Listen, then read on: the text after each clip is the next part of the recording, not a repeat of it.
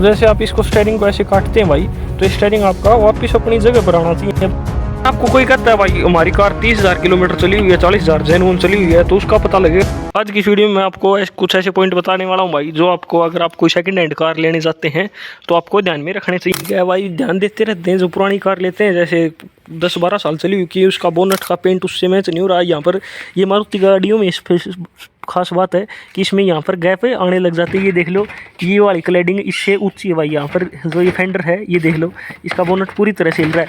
तो ये मारुति में नॉर्मल है भाई 8-10 साल बाद में। अब मारुति में क्या, इवन किसी भी कार में, लेकिन आपकी कार जहाँ पर 3-4 साल पुरानी है वहाँ पर आप ये भाई ये अगर दिक्कत है तो ये देख लो, इस साइड पेच लगे हुए हैं, तो इसका मतलब इसका बोनट भी एक बार अड़ज कर फटा हुआ है भाई। ये देख लो यहाँ पर पेंट उतरा हुआ है, तो ये इस साइड से किसी चीज़ में ठुकी हुई है और इसका बाद में काम करवाएगा। ये साफ यहाँ से दिखाई दे रहा है।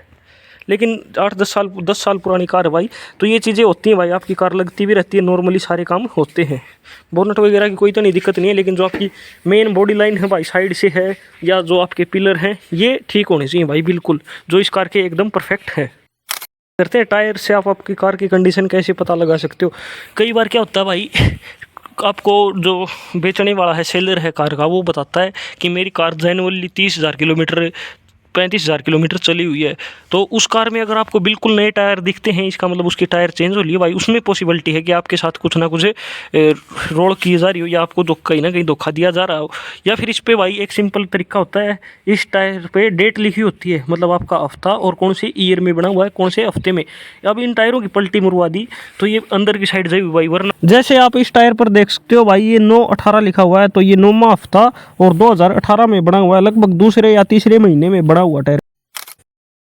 कई बार आप सोचते हैं कि मैं कोई मैकेनिक वगैरह ले जाता हूँ या किसी मैकेनिक पर आप पूछते हैं भाई, तो मेन बात बताऊँ, इन मैकेनिकों का भी भाई जो सेलर होते हैं उनके साथ कई बार कमीशन हो। अब बात करते हैं भाई कार के मेन इंटीरियर से, कार के अंदर चलते। पहली बात, इसमें सेंटर लॉकिंग लगी हुई भाई अपनी कार में, तो ये भी आपको प्रॉपर काम करते हुए देख लेना। एक बार की बात बताऊँ भाई, हमारे किसी रिलेटिव ने कार ली थी और उसकी सेंटर लॉकिंग थी भाई, उसमें सेंटर लॉकिंग उसकी काम कर रही थी, लेकिन ये वाला लॉक उसका ख़राब हो रखा था भाई, ये जो ये होता है।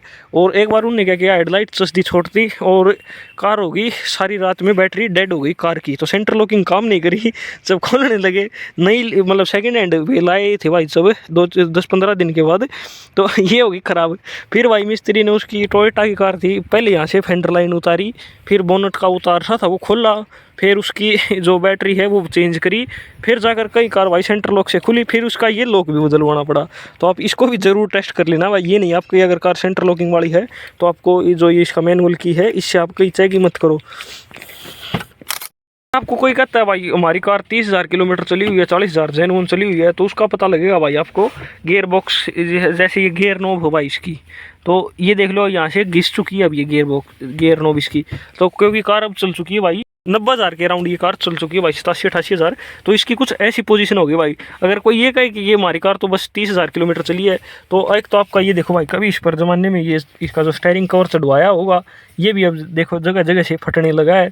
और यहाँ पर देखो आप, ये जो खोलने वाला है ये भी घिसना स्टार्ट हो गया है। तो ये अराउंड आपके भाई 80,000 किलोमीटर आपकी कार चल लेती है, तब आपको जो ये फिट एंड फिनिश है ये ऐसी नज़र आती है। मारुति की गाड़ी की अगर हम बात करें, ये देखो यहाँ पर जो इस साइड में ये गत्ता लगवा गया था बाद में, ये भी अब उतरने लगा है।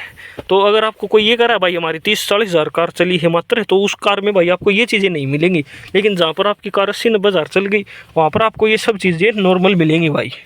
तो कोई ऐसी सोचता भाई ये जो डिजिटल मीटर आते हैं, ये अब जैसे ये आ रहे हैं, अब आजकल की कारों में और ज़्यादा डिजिटल जो सारी पूरी स्क्रीन आ रही है कि ये बैक नहीं होंगे, तो ये बड़े प्यार से बैक हो जाते हैं भाई। इनमें कोई ऐसी कुछ खास बात नहीं है भाई। आप अपने पेडल्स को देखकर, जो आपके ये पेडल है भाई, अगर ये ज़्यादा घिसे हुए हैं, इनके ऊपर देखो ये लाइन सी होती है, मार्किंग सी, जैसे इन पर तो ये कवर चढ़ा रखा है भाई, लेकिन ये घिस चुके हैं पेडल, जो अब ऊपर कवर चढ़वा गया है, ये भी अभी इनका घिसने लगा है भाई।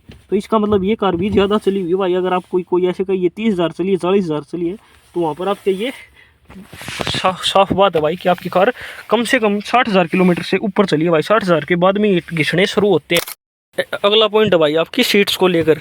जैसे अगर आप 3-4 साल पुरानी कार लेते हो और उसकी सीट आपको लग रही है भाई जैसे थोड़ी बहुत फटी तो चलो ये अब उस टाइम में कस्टमाइज सीट करवाई गई है, तो इनके ऊपर जो इनका पहले वाला का फैब्रिक था वो पाड़ कर और फिर इसमें ऊपर से ये स्पेशल सीट कवर बनवा कर चढ़वाए गए थे भाई।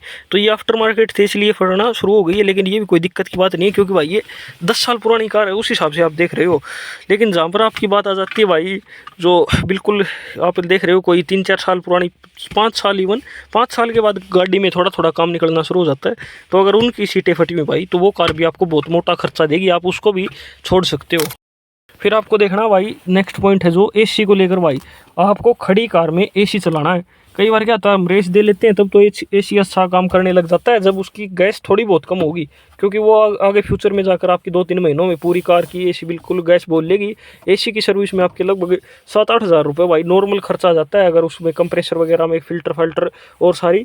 तो अगर आप खड़ी कार में एसी बढ़िया कूलिंग कर रही है भाई, ये भी आप ज़रूर चेक कर ले, पूरी फैन स्पीड कर लेना, ताकि अगर उसमें डस्ट है तो आपको थोड़ी थोड़ी नाक में जो महसूस होती है भाई धूल के कण वो महसूस होने लग जाएंगे। अगर एसी आपकी ज़्यादा काम मांगी होगी तो एसी का काम आप ऐसे पता लगा सकते हो सेकेंड हैंड कार लेते वक्त भाई।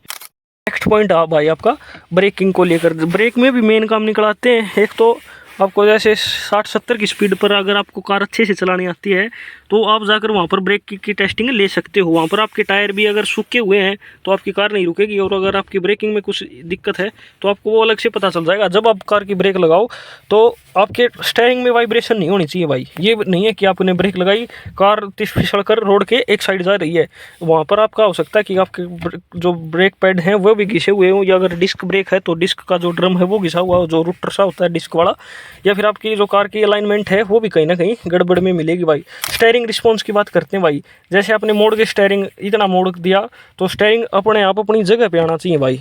तो ये भी एक पॉइंट हो जाता है कि स्टीयरिंग अपनी जगह पर सीधा रहेगा भाई। स्टीयरिंग जैसे आप इसको स्टीयरिंग को ऐसे काटते हैं भाई तो स्टीयरिंग आपका वापस अपनी जगह पर आना चाहिए। अब तो कार चल नहीं रही जैसे, तो आपका स्टीयरिंग भाई ये वापस आपकी जगह पर आना चाहिए। अगर हम बात करते हैं भाई वो है आपकी कार की भाई ये क्लैडिंग्स को लेकर, वाली क्लैडिंग से भाई अगर आपकी कार ज़्यादा चली होगी भाई ये क्या या तो हिलेंगी या फिर ये उखड़ के आ जाएंगी। जैसे अब इस कार की थोड़ी थोड़ी हिलने लगी है भाई, तो इसका मतलब यहाँ पर भी इसकी जो कार की जो चला रखी भाई ये लगभग 1 लाख किलोमीटर होने को हो रखी होगी भाई। बॉडी का आपको पता लगाना भाई अगला पॉइंट है जो ये देखो इसके नीचे एक कवर बिछा रखा है, इसको आप उतार कर और इसकी अंडर बॉडी देख सकते हैं क्या कार में कहीं पर जंग गड़ावट ऐसा तो कुछ नहीं है, वो भी आपको ध्यान से देखना भाई। इसमें जैसे अब ये कंबल चढ़ रखा है अगर आप देखते हो तो ये यहाँ से उतार कर और इसमें देख लो भाई जैसे अब इस कार में कोई गड़ावट नहीं आई हुई है। कि इलेक्ट्रॉनिक ने सारे कंट्रोल भाई इंडिकेटर हैं चारों आपको देख लेने, क्योंकि ये छोटे छोटे खर्चे ही भाई फिर आपको कई दिन तक परेशान कर देते हैं। छोटे छोटे खर्चे ही अगर आप 3 से 4 साल पुरानी कार लेते हो, अगर ऐसी लेते हो आप 10 साल पुरानी तो उसमें कोई दिक्कत ही नहीं भाई, उसको फिर आप चाहे कैसे भी चलने दो। ये कुछ ऐसी ऑडियंस है भाई जो बीच में परेशान करने के लिए आ जाती है। ठीक है दोस्तों, यही थी हमारी आज की वीडियो, कैसी लगी आपको कमेंट कर जरूर बता देना भाई।